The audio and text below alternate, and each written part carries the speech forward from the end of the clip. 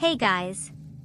So Age of War Chapter 2 is now upon us, and with it of course comes a new battle pass, so I thought I'd take a quick look and give some thoughts on it. First up is this armor set, Raiment of Relic Hunting. It's kind of interesting. Very colorful. I'm not sure I could see myself using it, but not bad.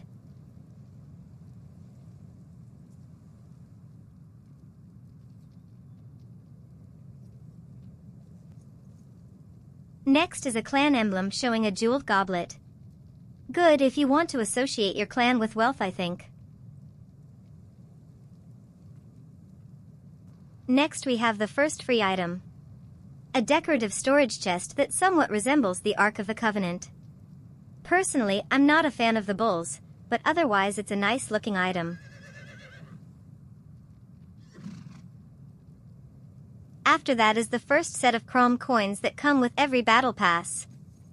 Here at level 5 we have this wall paint showing a treasure chest loaded with loot. I suppose it's good if you want to mark the entrance to your treasure room somehow, or maybe if you were trying to set up a kind of item merchant shop. Now we have this fancy looking shield, and if I'm looking at this right, I think it might allow you to show your clan emblem where those crossed swords are, which is cool. Not something I'd personally use, but it's not bad. By the way, if you're wondering why I haven't unlocked everything even though my battle pass level is 60, that's actually just a visual glitch. I haven't earned any levels in this battle pass yet. Up next is a Relic Hunter wall torch. If you want a little more gold decoration in your lighting, this is a good option. Would definitely be a fitting addition to a treasure room of some kind, especially if you're going for that Egyptian aesthetic.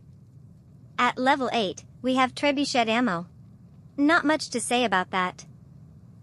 Now to me, this next item looks like a tool that you'd see someone carry around to look more important and knowledgeable than they are, but never actually use. You know the type. More chrome coins. A clan emblem background. This one of a crescent moon. A little bit thin maybe, but I like it. Next is another free item. A golden statue of Ishtar, obviously based on the Mesopotamian goddess of the same name. In the Conan universe, Ishtar is a goddess associated with things like fertility, sexuality, and earth. Drought and the birth of deformed children are considered ill omens sent by Ishtar, whereas pleasing her results in good harvests and many healthy children. Moving on, we have our first emote, which has you shooing someone or something away like an annoying insect. Away with you pesky mortals. You bore me.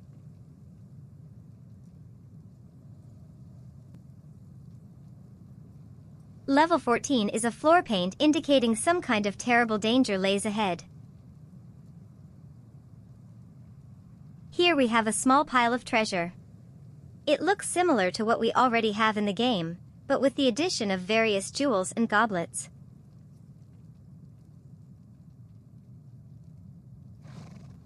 Chrome coins. A wall map. Like the previous battle pass, basically a tapestry displaying the first few background images from this battle pass. This next item seems to have a lot of people excited. It's a snake! A pet giant snake.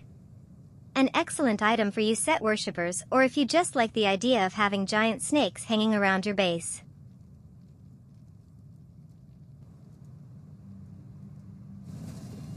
So here we have a vase of gold coins. Good for accenting your treasure room, or if you just want to have a jar of spare change sitting around somewhere. Another free item comes after the vase. A token of remembrance. Not much to say. It's a golden goblet with coins and what looks like a sapphire inside. After that comes... Whoops! One moment please. Ahem. So anyway, after the token of remembrance we have our first war paint for this chapter. I don't use war paints much myself, but, well, here you go.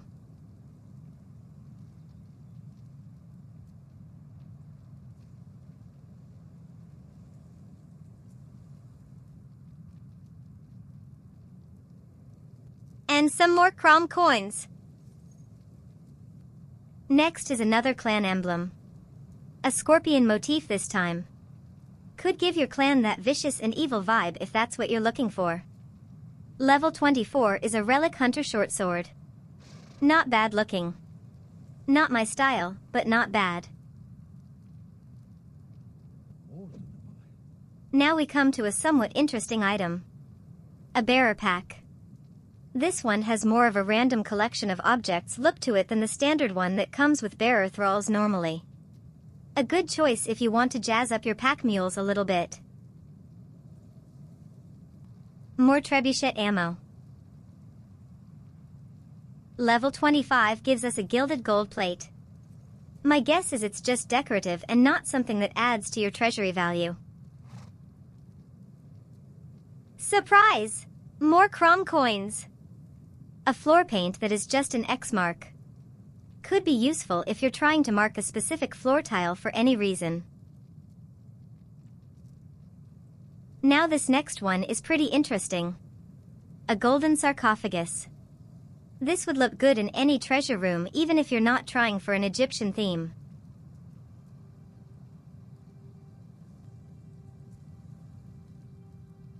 Next is a clan emblem depicting a burning torch.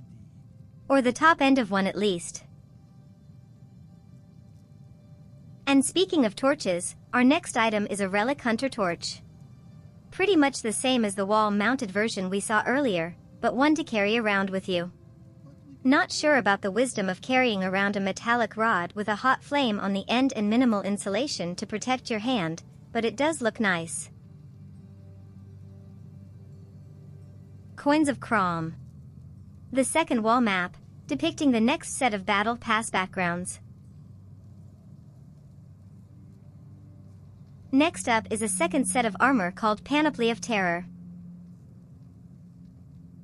This one definitely has an evil sorcerer feel to it, primarily made of what looks like giant snakeskin and decorated with runes down the side.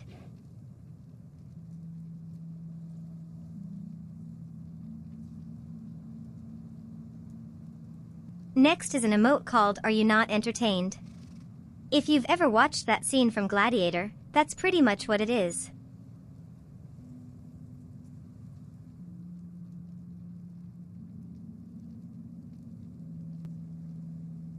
Level 37 is another token of remembrance. A small gold plate with some coins and miscellaneous jewels on top. Not much more to say. A great glimmering ruby.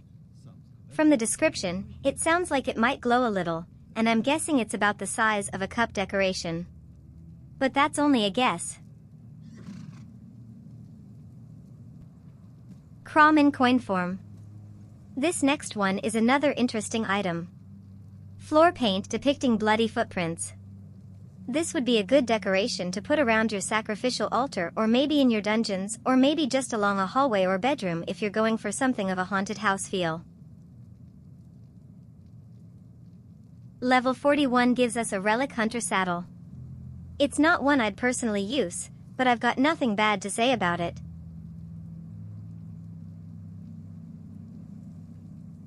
A second pet.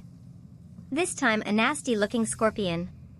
This is the kind of thing I sometimes like to put next to my vault for that forbidden territory feel.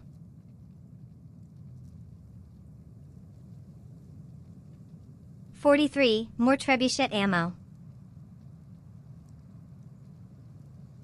44. Rolled carpet. An exquisite silken rug embellished with amethyst. It's okay, in my opinion. Could be better, could be worse. 45. A curious statue. Certainly interesting, but I'm not sure exactly how I'd use it. The slightly open box on his lap makes one wonder what's inside, while the overall look invokes a sense that you'd be better off not knowing. Coins that have been crommed. Icon of the Miner, another clan emblem. This would be good for a clan more focused on gathering resources and building, I think. Now here's one for you Xena Warrior Princess fans. Relic Hunter Chakram. No, you probably can't throw them. They likely use the dagger or claw attack animations.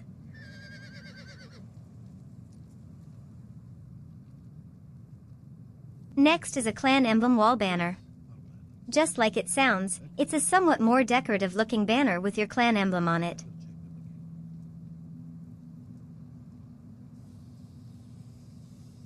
Next up is wall paint showing hieroglyphs. No idea if they actually say anything meaningful or coherent. But they look cool. Good if you want to give that impression that there's an ancient curse on your treasure room, or if you just like the Egyptian aesthetic.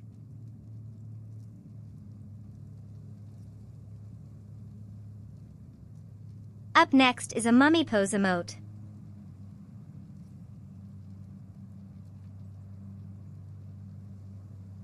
Coins with a crom motif. The third wall map. Same idea as the others. Level 54 is a third set of armor. This one basically mummy wraps. I kinda like it.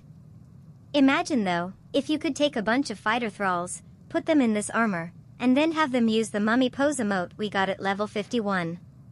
How cool would that be to have them getting up when an enemy approaches like mummies awakening from their slumber? Unfortunately, I'm not sure thralls can actually use battle pass emotes.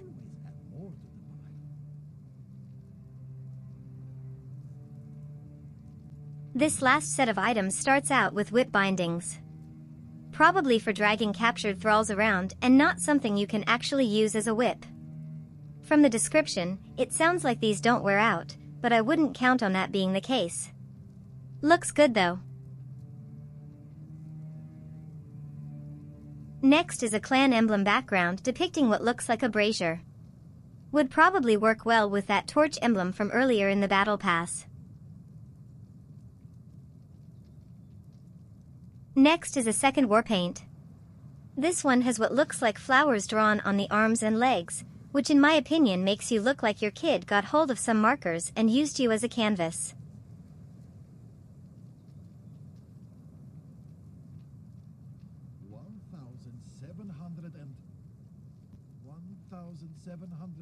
The final coined croms. Another token of remembrance.